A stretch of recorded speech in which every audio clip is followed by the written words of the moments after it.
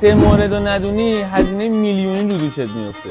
دیگه شاتون زدن که مثل قبل ترس نداره، میخواد خرابیش بیفته رو میلنگ یا رو سیلنگ، جفتش هم بازسازی میشه. دیگه مهم نیستش اصلا چه ماشینی سوار میشی، دیگه نمیخواد نگران واشر زدنش بشی، چون با 1/10 قیمت ما اونو مثل روز اولش استاندارد.